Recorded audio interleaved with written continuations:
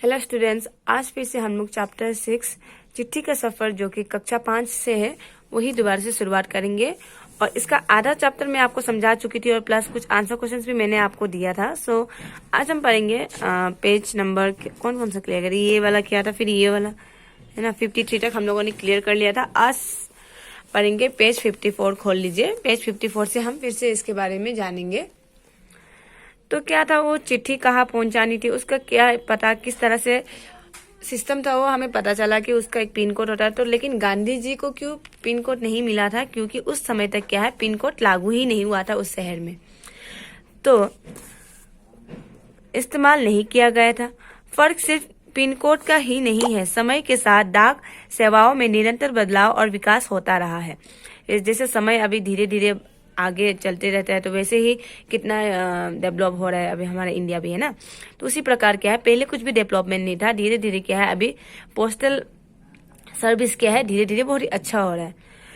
बहुत पुरानी समय में कबूतरों के द्वारा संदेश भेजा जाते थे।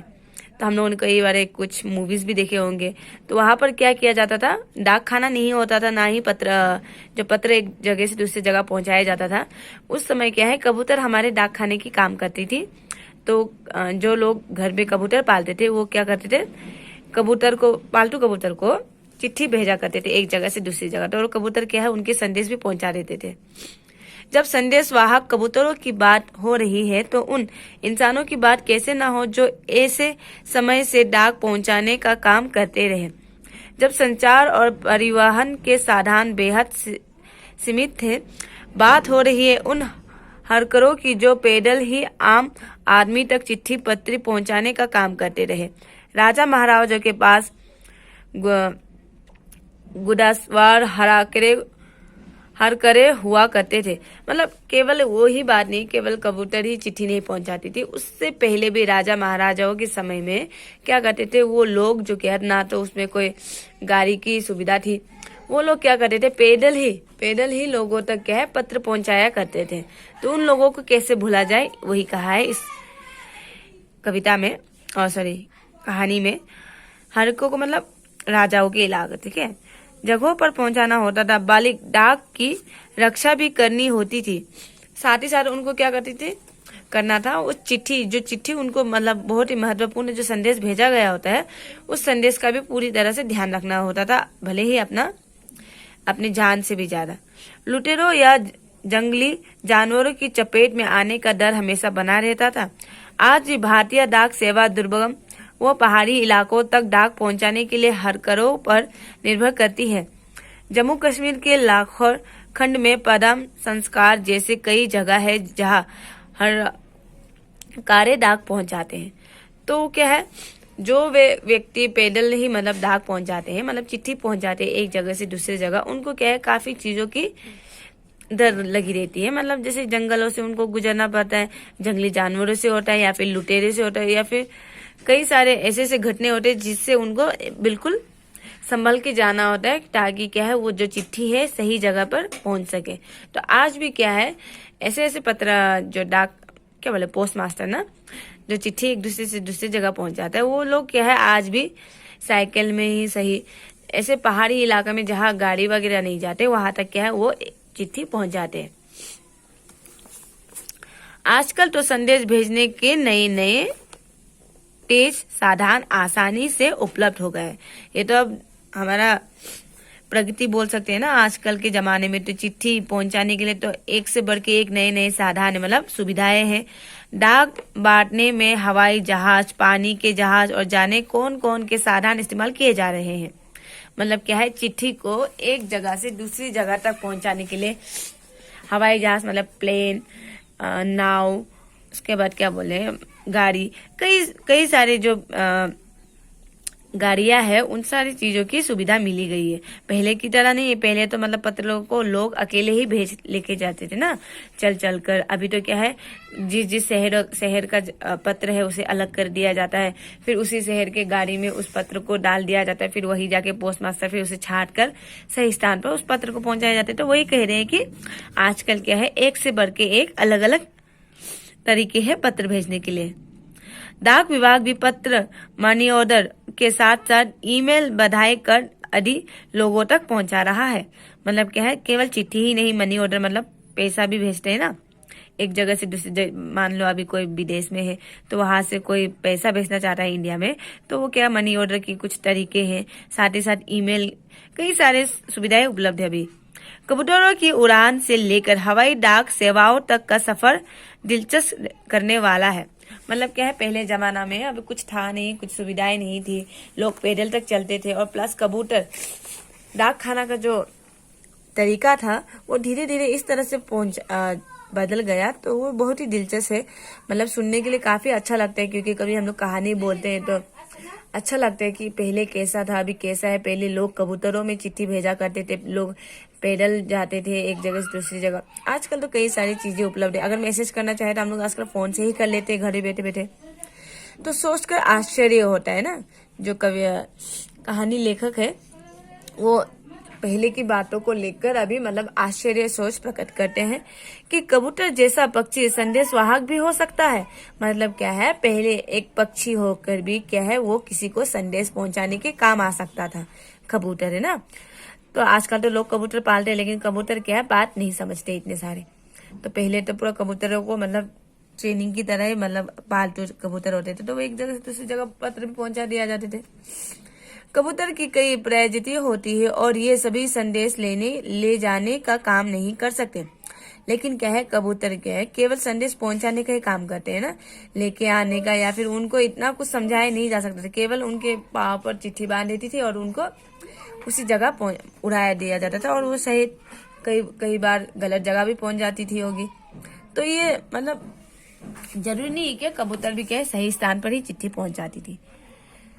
गिराबाज या हुमार वह प्रजाति है जिसे परिचित करके डाक संदेश भेजने के काम में लाया जाता है।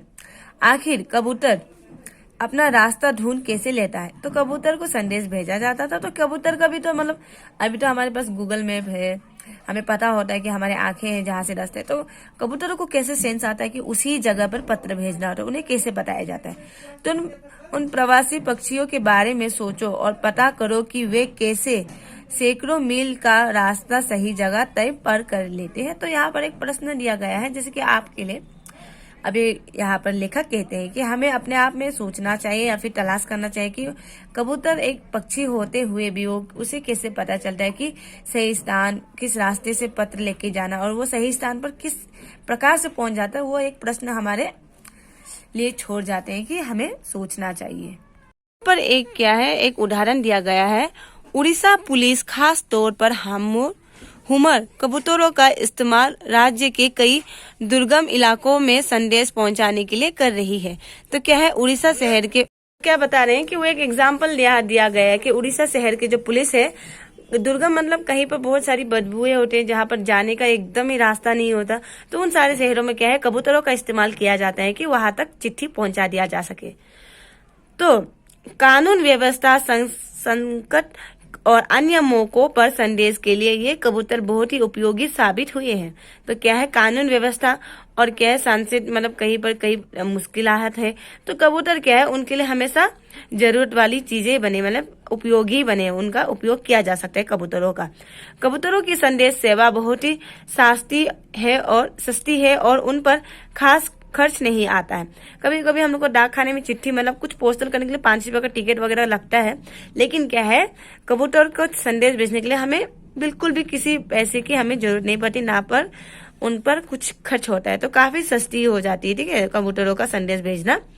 इन कबूतरों का जीवन 15 या 20 आप क्या बोला, वो कबूतर जिसका इस्तेमाल वो करते हैं वो 15 या 20 साल होता है और 8 या 10 साल तक वे बहुत अच्छा काम करते हैं, ठीक है। 15 या 20 साल का उसका उम्र होता है उस कबूतर का, ठीक है, और उसका काम करने का समय कब तक है, 8 या 10 साल तक वे बहुत अच्छा काम करते हैं। स्वस्थ कबूतर एक दिन में 1000 किलोमीटर तक का सफर कर सकता है। यदि कोई महत्वपूर्ण संदेश पहुंचाना हो तो 2 कबूतर को भेजा जाता है। मतलब क्या है, कोई विशेष संदेश हो तो एक साथ 2 कबूतरों को भेजा जाता है, यदि कोई महत्वपूर्ण संदेश हो तो सिर्फ, ताकि बाज के हमले जैसे अनहोनी स्थिति में भी दूसरा कबूतर संदेश पहुंचा दे। तो अब क्या है, कबूतरों पर मतलब उनकी मुश्किल जो उनको पड़ती है अब, क्योंकि चिड़ियाओं में भी बाज जो होता है, ईगल है ना, वो काफी हमला करते हैं मासूम चिड़ियों पर। तो इसीलिए क्या है, जो महत्वपूर्ण जो संदेश होता है उसके लिए वो 2 कबूतर भेजते हैं, ताकि अगर बाज एक कबूतर पर हमला भी क्यों ना कर दे तो दूसरा कबूतर क्या है, वो संदेश जरूर एक जगह से दूसरी जगह पहुंचा देगा। शायद यह पढ़कर तुम एक ऐसे कबूतर की कहानी पढ़ना चाहो जो दूसरे विश्व युद्ध में संदेश पहुंचाता था। इस कबूतर की कहानी नेशनल बुक स्टेशन से अंग्रेजी में छापी एक किताब में दी गई है। किताब का नाम है गेरनक, जो कि इस किताब के हीरो का भी नाम है। अगर तुम ग्रेनेट, ठीक है, अगर तुम हिंदी में पढ़ना चाहते हो तो क्यों ना नेशनल बुक स्टोर को पत्र लिखो कि वे इस किताब को हिंदी में भी छापे। यह रहा उनका पता, नेहरू भवन 5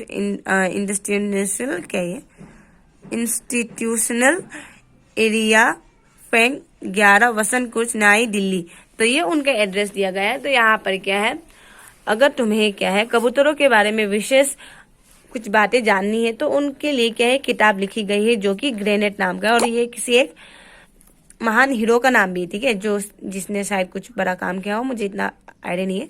सो क्या है, अगर आपको, और इस पे बताया कि अगर आपको वो बुक्स पढ़नी है, क्योंकि वो किताब जो क्या है अंग्रेजी में छापी गई है, अगर आपको वो किताब हिंदी में पढ़नी है तो आपको क्या है इस यहाँ पे जो एड्रेस दिया गया है उस पर क्या है आपको एक छोटी सी पत्र भेजना होगा।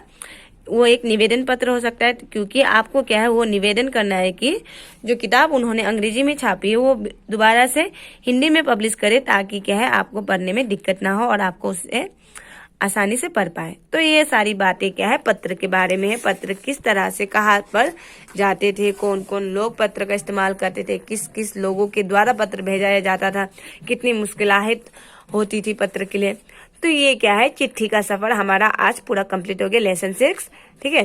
तो यदि आपको इस पर भी कुछ डाउट है तो आप मुझे इनबॉक्स में मैसेज कर सकते हो कि कुछ ये नहीं समझ में आया या फिर वो समझ में नहीं आया।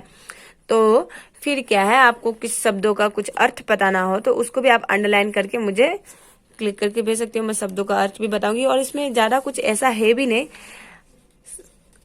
काफी सरल है, सारा भाषा सरल है, इतना कुछ है नहीं। तो आंसर क्वेश्चन मैं कल भेज दूंगी। आज के लिए इतना ही, थैंक यू।